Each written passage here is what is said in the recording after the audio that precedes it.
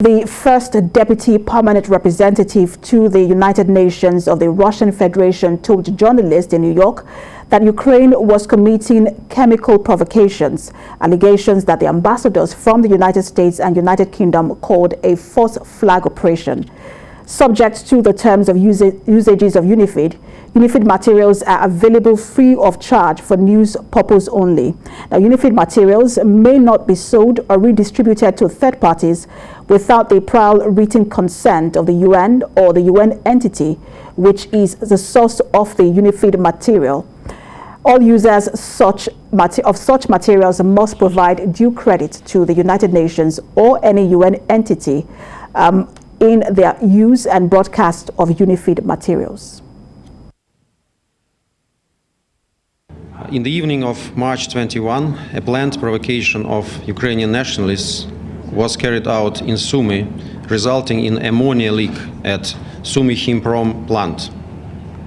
According to Sumy Regional Administration, there is neither risk to the residents of Sumy, since the air masses were moving offwards from the city, nor the casualties.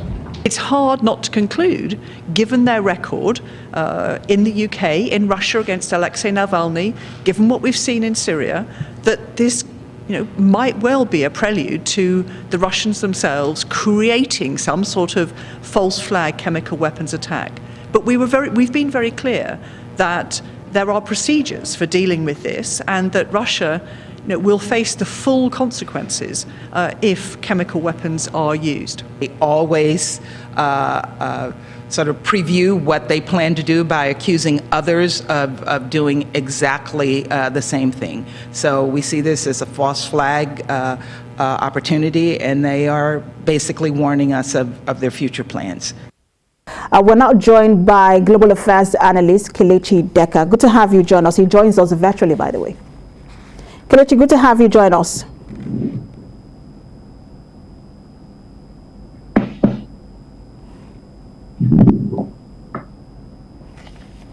If you can hear me, Kelechi Deka, please say something, just to be sure you can hear me. Good afternoon, I can hear you. All right, good afternoon. I'm sure you've been following the events in Ukraine and Russia. As much as we've talked about the military aspect of these and even the humanitarian crisis, which is huge, by the way, but this is also now redrawing relations in the world. We've seen people who are now allies of the U.S. because of this war, and those who are now allies of Russia because of this war. And I just want to get your thought on that, how you think that this has redrawn relations and this war between Ukraine and Russia. Yeah, so I think that the war is basically sitting on a tinderbox because what's happening in Ukraine and Russia is going to redraw the entire international financial and geographical infrastructure. Is going to change everything. The world is about changing as we ever know it.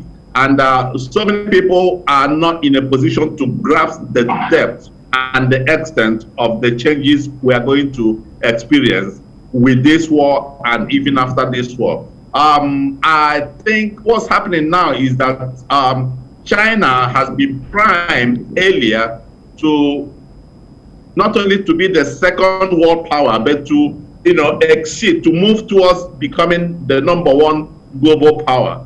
What's happening in Russia now has pushed it a decade faster than it could have happened. And China is making use of everything to make sure that it gets as much support as it's going to get. #1 country that's going to gain is China.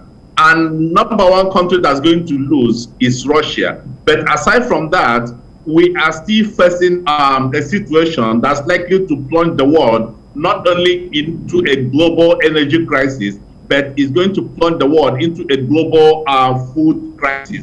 Food insecurity is rising in many countries because Russia and Ukraine produces about 40 to 42% of global wheat production. And wheat is not like crude oil. In crude oil, you can change your supplier within weeks. But for wheat, it takes longer. So the world is I think the world is at a crossroad right now, and the outcome of this is going to be far changing than we ever imagined. But there are those who would disagree with you that China is edging into global dominance because of its silence on the war. China has refused to call this war an invasion. Because it has a no interference policy when it comes to global relations. But how long can China leave itself out of this war? Yeah, what China is trying to do now, China is trying to use every opportunity to project itself into global prominence. For some time, as it stands now, China is the only country that can talk to Vladimir Putin. China is the only country that can control Russia. China is the only country that has what it takes to end this war in 48 hours. No other country except China has that power. And now, with what's happening, that China has opened doors to be buying off a lot of products from Russia. And aside from that, Russia has agreed to be paying China in the Chinese currency, which is something that they've been working on for a long time. China has been leading a group of countries like India, Saudi Arabia, and Russia towards the de-dollarization of the world. The dollar has been the international currency of exchange, but China has been complaining that gave United States of America a very undue advantage and also control of the financial architecture, global financial architecture. So what's happening now is that Chinese yuan is being projected to be a currency that some of these countries can be using in paying for purchases. And with that now, China has projected itself as a global power. Whether you like it or not, it is aside from the United States, it has the largest military spending, and also it has the funding. It's the very rich country. And just to quickly jump in here, I want to talk about the military spending and then the military alliance NATO.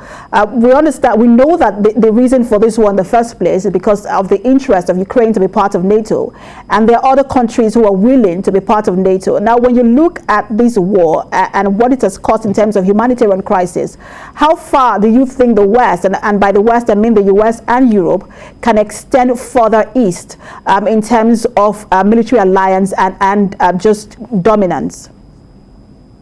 I think what Russia did was shooting itself on the foot.